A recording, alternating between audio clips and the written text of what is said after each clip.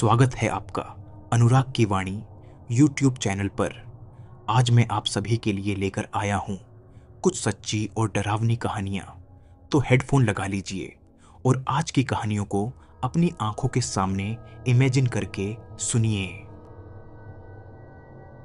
कहानी की शुरुआत रितिका और उसके परिवार से होती है। वह लोग हाल ही में अपने पुराने घर को छोड़कर नए घर में शिफ्ट हुए थे। रितिका के पापा की तरक्की हो गई थी। कंपनी की तरफ से यह खूबसूरत सा बंगला उन्हें गिफ्ट किया गया था। रितिका के परिवार में उसकी मां, उसके पिता और एक छोटी बहन है। छोटी बहन हर बात पर जिद किया करती है, पर रितिका या माता पिता के समझाने पर वह उनकी बातें मान भी लिया करती है। रितिका को अपने नए घर में आए हुए कुछ दिन ही हुए थे। वह अपना सामान अभी भी सेटल कर रही थी। घर अभी भी बिखरा पड़ा था। बहुत सारी चीजों को अपनी सही जगह में लगाना बाकी था। रितिका ने सोचा कि सबसे पहले उसे अपने अलमारी में अपने सारे कपड़े अच्छे से तय कर रख देना चाहिए। इसीलिए बाकी कामों को छोड़कर वह अपने कपड़े को समेटने लगी और उसे ठीक से तय करके अलमारी में रखने लगी। थोड़ी सी देर में ही उसने अपने अलमारी को अच्छे से सजा दिया। कपड़े अच्छे से एक एक जगह रख दिया था और अलमारी को बंद करके वह बाकी कामों में व्यस्त हो गई।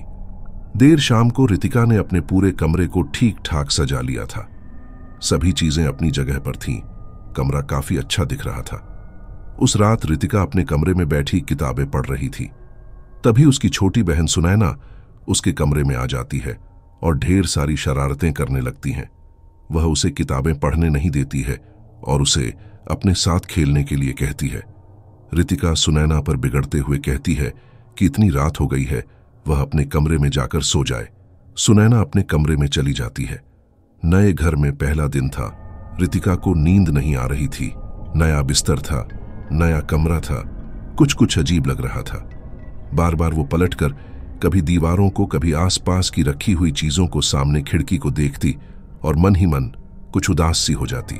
पुराना घर उसे याद आता। फिर वह बाद में अपने मन को समझाते हुए कहती कि पुराने घर को छोड़ना भी जरूरी था, क्योंकि वह घर काफी पुराना हो चुका था। उसे वापस से रेनोवेट करने में काफी खर्चा भी हो जाता। वह तो शुक्र है भगवान का कि उसके पापा की तरक्की हो गई थी और कंपनी ने उन्हें यह नया घर रहने के लिए दिया था। रितिका पहले जहां रहा करती थी, यह जगह वहां से 120 किलोमीटर की दूरी पर थी। वह इस बात से खुश थी कि उसे अपने शहर को छोड़कर किसी दूसरे शहर पर जाना नहीं पड़ा। उस रात करीबन 2:30 बज रहे थे जब रितिका की आंख अचानक से खुल गई। उसे अपने कमरे से कुछ अजीब सी आवाज सुनाई पड़ रही थी। वह आवाज इतनी तेज थी जैसे लग रहा था कि कोई बहुत ही तेज कदमों से आवाज कर रहा हो। कुछ चलने की आवाज थी या फिर पांव घसीटने की आवाज जैसी सुनाई पड़ रही थी। रितिका जल्दी से उठती है और अपने कमरे के दरवाजे की तरफ जाती है। दरवाजा खोलकर वह बाहर की तरफ देखती है, पर बाहर कोई भी नहीं था। उसे वह आवाज वापस से सुनाई पड़ती है। तब यह कंफर्म होता है कि वह आवाज उसके कमरे के अंदर से ही आ रही है।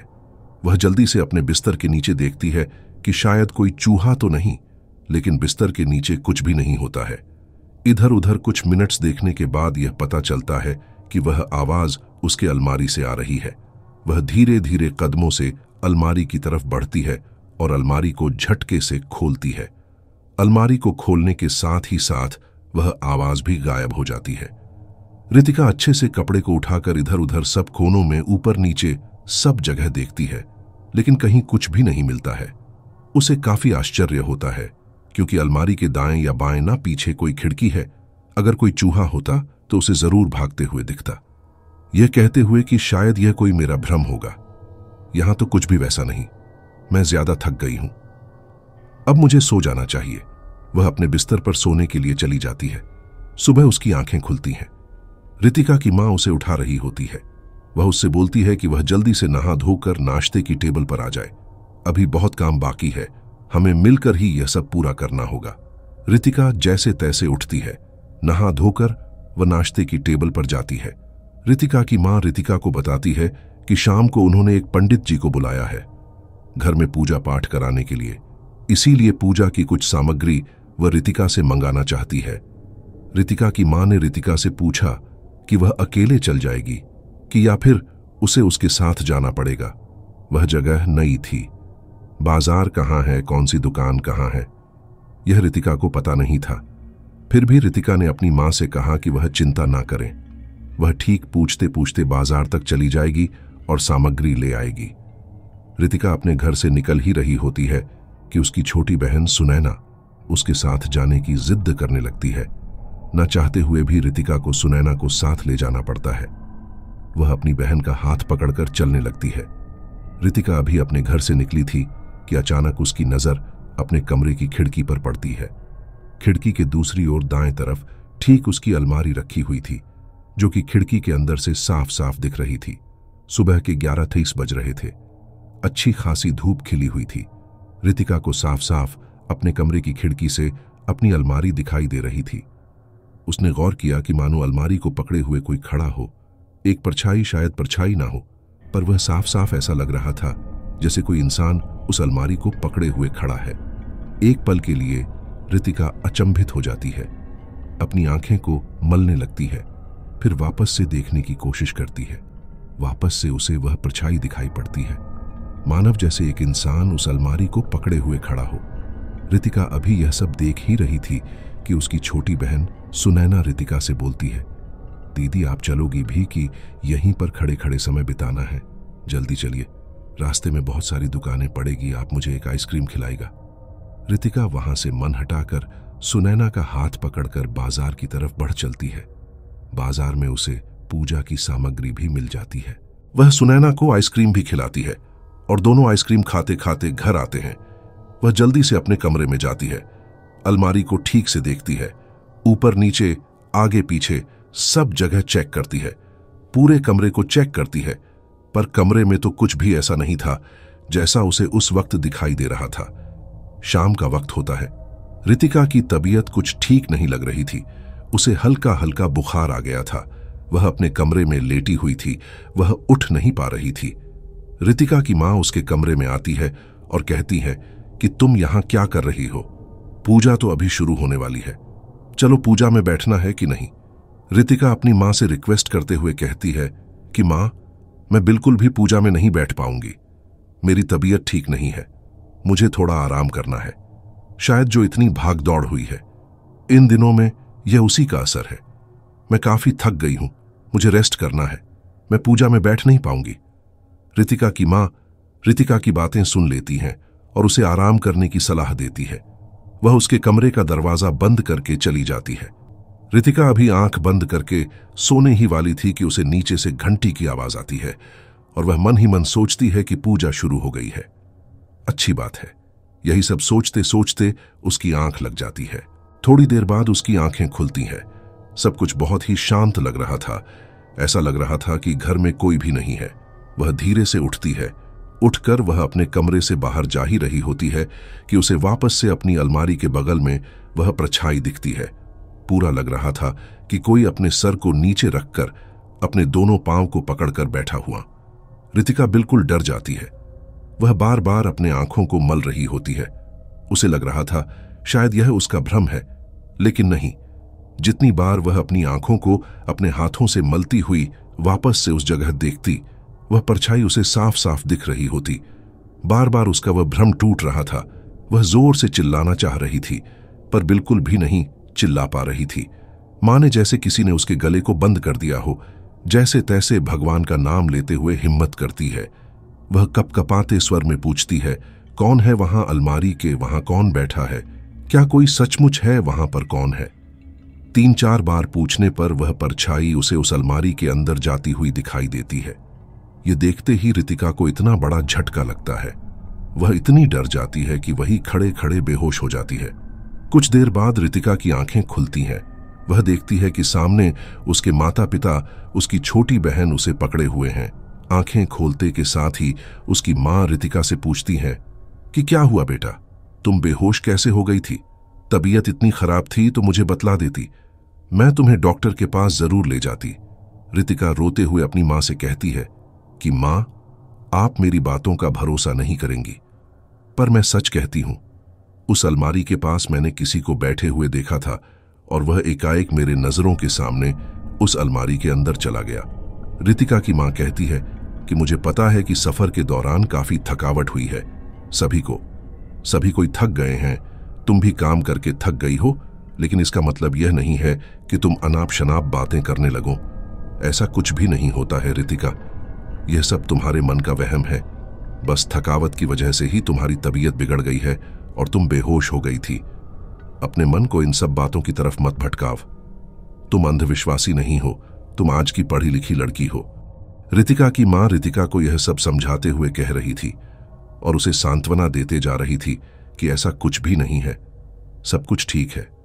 उन्होंने तो घर में पूजा पाठ कराया था, फिर यह घर में भूत प्रेत कहां से आएगा?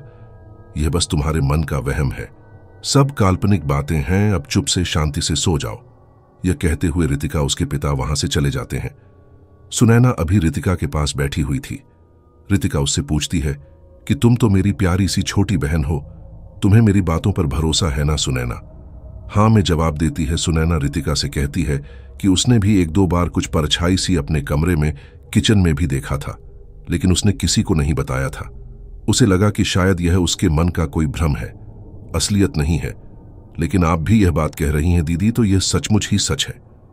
रितिका उन सब बातों से इतनी डर गई थी कि उसने अपने अलमारी में एक बड़ा सा कवर चढ़ा दिया था। अलमारी बिल्कुल भी नहीं दिख रही थी।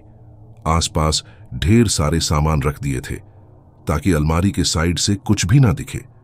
अब हालात ऐसे हो चुके थे कि उसे अपने कमरे में ही बैठने में डर लगता था।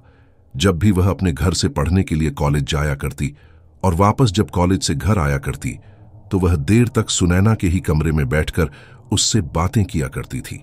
रात को जैसे तैसे वह सोने के लिए अपने कमरे में आया करती थी। रितिका का कमरा बिल्कुल साफ था, सब सामान अपनी जगह में ही थी।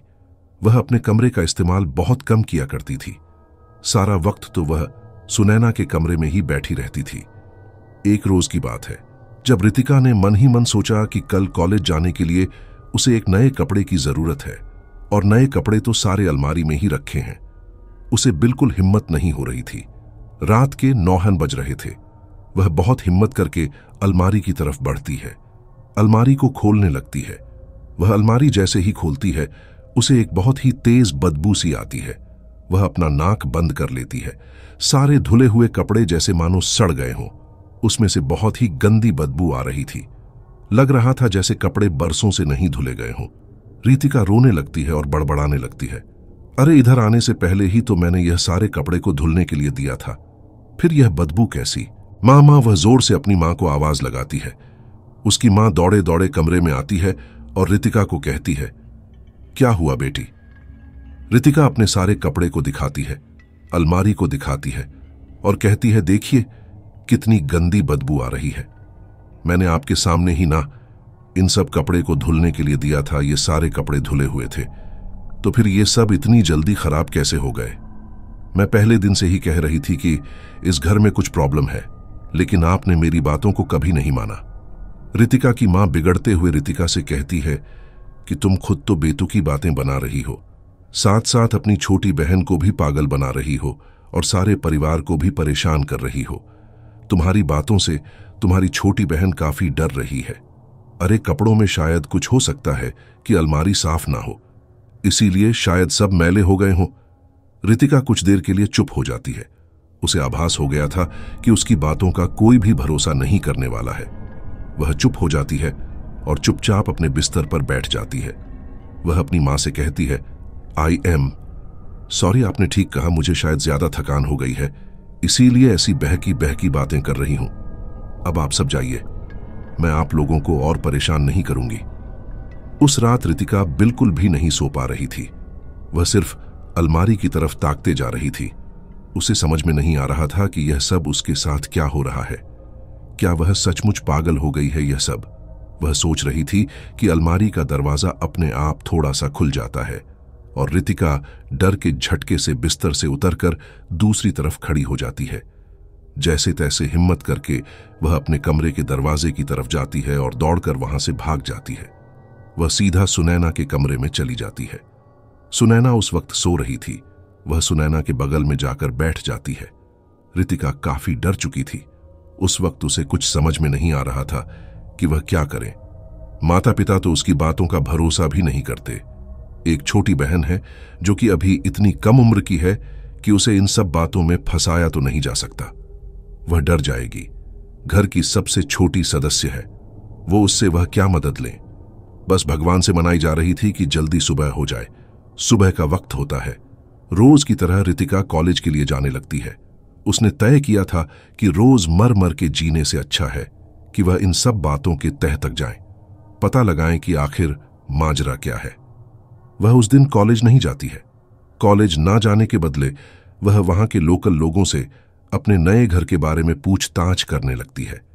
शायद कहीं ना कहीं कोई तो कड़ी उससे छिपी हुई है, कुछ ना कुछ तो पता जरूर ही चलेगा। यह सब सोचते हुए वह वहां के लोगों से पूछताछ करने लगती है। वह दिन भर घर के आसपास दूर दूर तक सभी लोगों से पूछताछ की कि क्या वे सब उस घर के बारे में जानते हैं, पहले वहां कौन रहता था, उस घर में क्या हुआ था, पर किसी ने कुछ भी ठीक से नहीं बताया।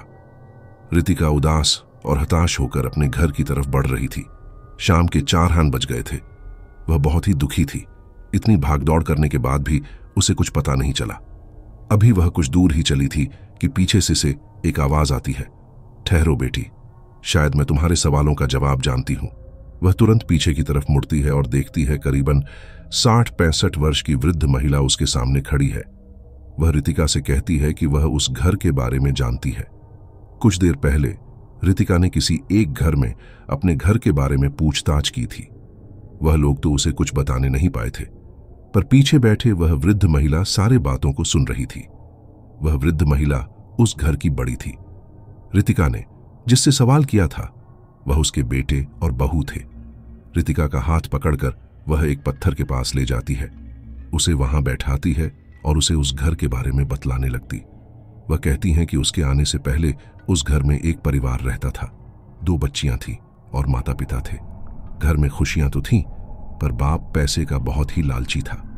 वह हर वक्त अपनी बीवी का अपमान किया करता, बात बात पर उसे छोड़ जाने की धमकी देता। उसकी बड़ी बेटी सोनालिका, जो कि बहुत ही समझदार थी, पिता के द्वारा किए गए खराब व्यवहार अपनी मां के साथ वह बिल्कुल भी नहीं देख पाती और अपने पिता से अपनी मां के लिए लड़ने लगती। बात एक रोज की है। मैं उस घर में गई थी क्योंकि सोनालिका की मां मेरी बहुत ही अच्छी दोस्त थी। वह मुझे बहुत ही मान सम्मान दिया करती। रह रह के वह मुझे अपने घर में बुलाया करती। हम बहुत सारी बातें करते। मेरी खुद की औलाद और मेरी बहू, वे लोग तो दिन रात काम में ही बिजी रहते हैं। मेरे बेटा बहू दोनों ही ऑफिस जाया करते हैं। मैं घर में हमेशा ही बोर होती हूँ। वह तो शुक्र है मैं सोनालिका की मां से एक दिन मेरी मुलाकात हो गई थी और हमारी अच्छी दोस्ती हो गई थी। वह बिल्कुल मुझे अपनी मां की तरह ही मानती थी। एक रोज की बात है, मैं सोनालिका के घर गई थी। वहां बहुत ही जोरों से लड़ाई झगड़ा हो रहा था। सोनालिका के पिता सोनालिका की मां के ऊपर हाथ उठा रहे थे, उन पर चिल्ला रहे थे, उसे बहुत ही अनाप शनाप बक रहे थे। दरअसल सोनालिका के पिता किसी दूसरी महिला से विवाह करना चाहते थे।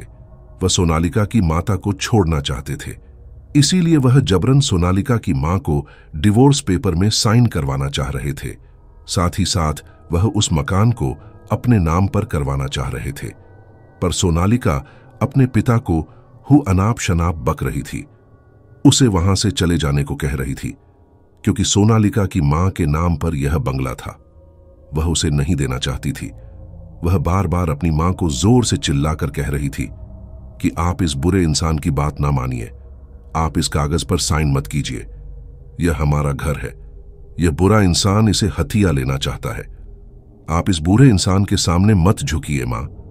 सोनालिका यह सब कह रही थी कि सोनालिका के पिता सोनालिका का हाथ पकड़कर जबरदस्ती ऊपर उसके कमरे की तरफ ले जाते हैं और वापस सोनालिका के मां के पास आ जाते हैं।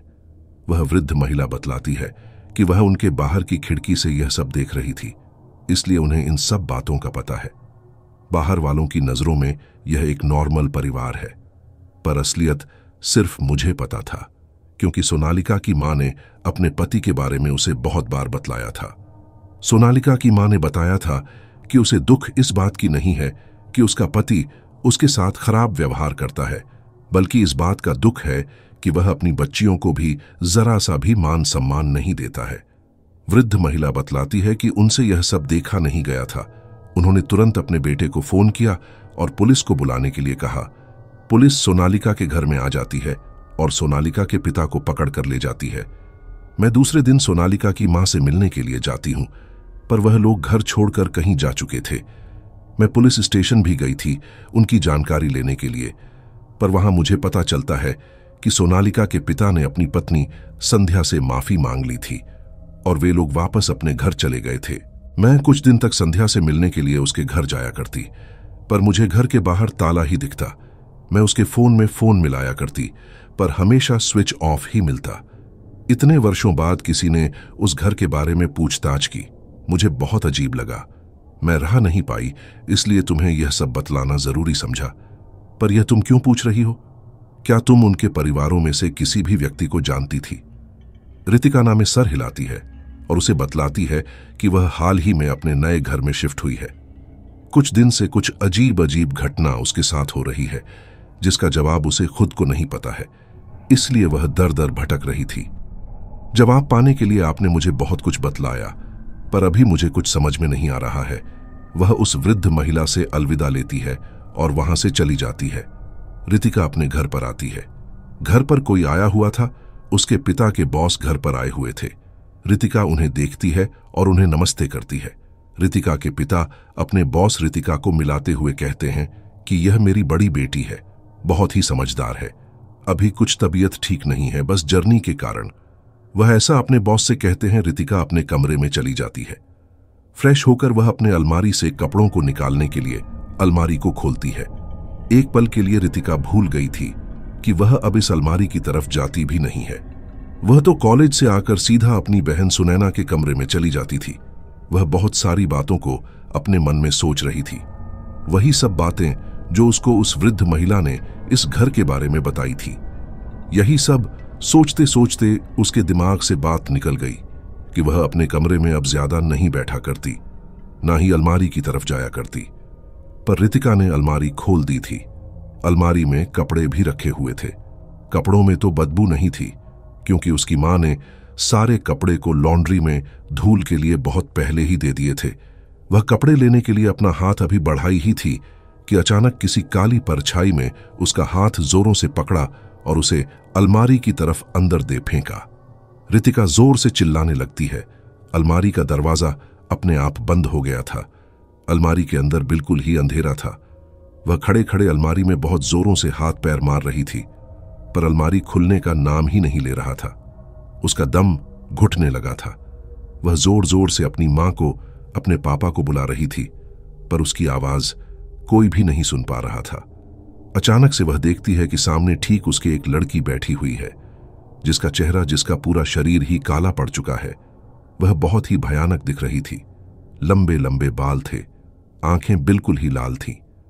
रितिका जैसे अब मरने ही वाली थी। वह बहुत जोरों से चिल्ला रही थी उसे देखकर, और वह लड़की भी उसे एकटक देखे जा रही थी। रितिका को उस वक्त ऐसा फील हो रहा था कि भगवान जल्दी से उसके प्राण ले ले, ताकि इतनी भयावह दृश्य वह देख ना पाए। वह जोर से उस परछाई से पूछती है, उस लड़की से पूछती है, कौन हो तुम? आखिर क्या चाहिए तुम्हें? बार बार तुम मुझे क्यों दिख रही हो? मुझे परेशान क्यों कर रही हो? मैंने तुम्हारा कुछ नहीं बिगाड़ा। मैं तो यहां नई आई हूं। आखिर कौन हो तुम? भगवान के लिए मुझे छोड़ दो। मेरा दम घुट रहा है, मैं मर जाऊंगी। रितिका अभी जोरों से इन सब बातों को कह रही थी कि अचानक से अलमारी का दरवाजा खुलता है। वह देखती है कि उसके पिता के वही बॉस उस लड़की का हाथ पकड़कर उसे बाहर निकाल रहे हैं। वह दृश्य रितिका को काफी अजीब लग रहा था। उसके बॉस काफी यंग दिख रहे थे, और जिस लड़की को उसने एक काली परछाई, एक भूत के तौर पर देखा था, वह लड़की भी बिल्कुल इंसान की तरह दिख रही थी। बस वह उस वक्त बेहोश थी। वह देखती है कि रितिका के बॉस उस लड़की को उठाने की कोशिश कर रहे हैं, पर वह उठती नहीं है। ऐसा लग रहा था कि वह मर गई थी।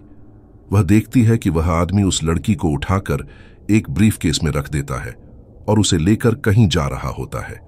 रितिका जल्दी से निकलकर उसके पीछे जाती है। वह देखती है कि ब्रीफकेस सहित वह इंसान उस लड़की को पास ही के एक लेक में फेंक देता है और घर की तरफ चला जाता है। वह इंसान रितिका के पिता के बॉस ही है, और वह जल्दी जल्दी घर से कुछ सामान उठाकर अपनी गाड़ी की तरफ जा रहे हैं, और वह गाड़ी में बैठे कहीं चले जाते हैं। अचानक से रितिका अपनी आंखों को खोलती है।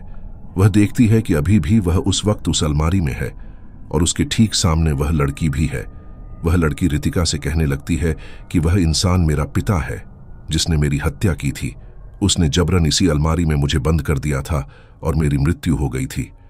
मैं उससे बहुत नफरत करती हूँ।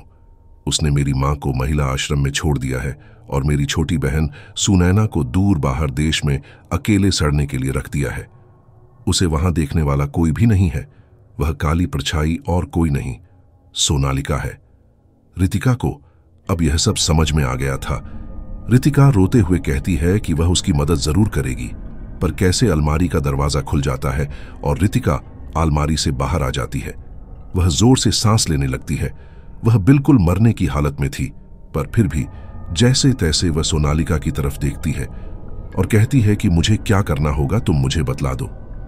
सोनालिका रितिका से कहती है कि वह उसके पिता को यहां इस कमरे तक ले आए, बाकी उसे कुछ नहीं करना होगा। रितिका की हालत बहुत खराब थी। वह लड़खड़ाते हुए कमरे से बाहर निकलती है और कमरे के नीचे की तरफ जाने लगती है।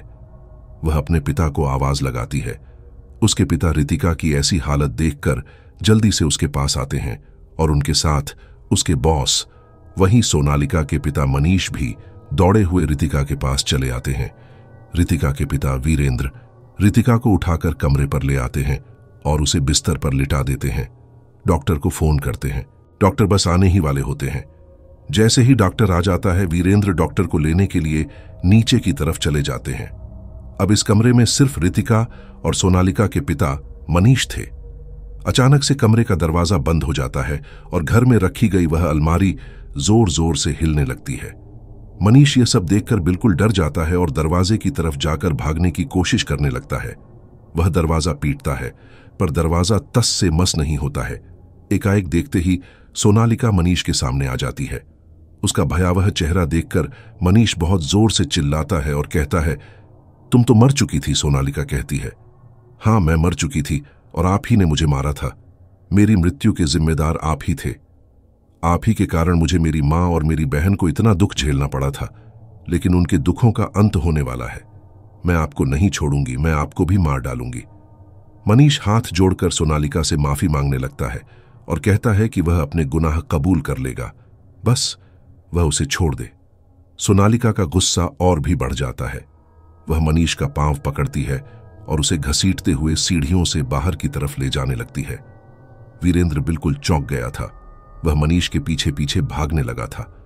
उसे समझ में नहीं आ रहा था कि मनीष को आखिरकार कौन खींच कर ले जा रहा है। वह बिल्कुल हवा में चलता हुआ दिखाई दे रहा था। मनीष साथ वह डॉक्टर भी थे। वे भी मनीष की हालत को देखकर काफी चौंक गए थे। एकाएक देखते देखते मनीष को किसी ने मानो जोर से सामने के लेक पर फेंक दिया हो और वह देखते ही देखते उस लेक में डूब जाता है। वीरेंद्र पुलिस को बुलाता है और सारी बात उन्हें साफ साफ बतलाता है।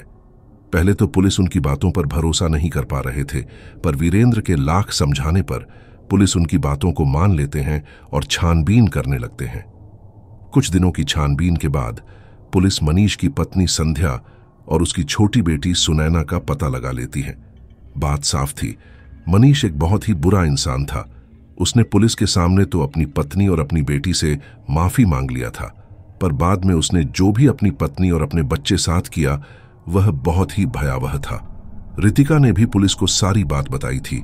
रितिका ने यह भी बताया था कि सोनालिका को सामने के लेक में ब्रीफकेस में बंद करके फेंक दिया था। पुलिस उस लेक को अच्छे से छान मारते हैं। गोताखोरों को बुलाया जाता है। पहले मनीष की लाश मिलती है और फिर कुछ दिनों की छानबीन के बाद में उन्हें वह ब्रीफकेस भी मिलता है जिसमें सोनालिका की लाश थी। मनीष की पत्नी संध्या और उसकी छोटी बेटी सुनैना वीरेंद्र के घर आते हैं। वह रितिका से मिलती है। रितिका उन्हें पूरी बात साफ साफ बतलाती है। रितिका की बातें सुनकर सोनालिका की मां संध्या फूट फूट कर रोने लगती है। वह रितिका को बतलाती है, उसने मनीष से बहुत बार सोनालिका के बारे में पूछताछ की, बहुत बार पूछा। जिस दिन वह लोग इस घर को छोड़कर जाने वाले थे, उस दिन भी संध्या ने इसके बारे में पूछा था, पर मनीष ने कहा था कि गुस्से में आकर वह घर छोड़कर चली गई है, अब कभी नहीं आएगी। मुझे पहले से ही उसकी बातों पर जरा सा भी भरोसा नहीं था, पर मैं क्या करती, उस वक्त मेरे हाथ में कुछ भी नहीं था, मैं उसे ढूंढ भी नहीं पाती। मनीष ने पुलिस स्टेशन से निकलने के बाद ही मुझे मेरी छोटी बेटी सुनैना से अलग कर दिया था। मुझे जबरन महिला आश्रम छोड़ दिया, यह कहते हुए कि अगर मैंने अपना मुंह खोला तो वह मेरी छोटी बेटी सुनैना को जान से मार देगा।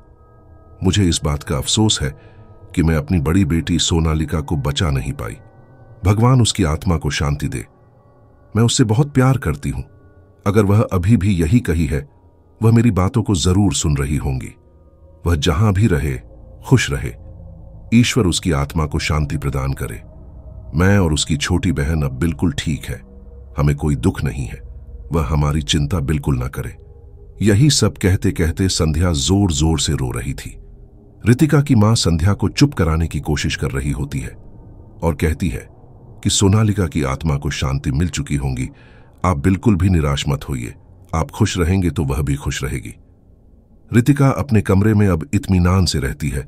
उसे अब किसी भी बात का डर नहीं है। वह खुश थी यह बात सोचकर कि सोनालिका की आत्मा को अब मुक्ति मिल चुकी होगी। सब कुछ अब ठीक था। अब वह अपने अलमारी को भी बिना डरे अच्छे से यूज कर रही होती हैं।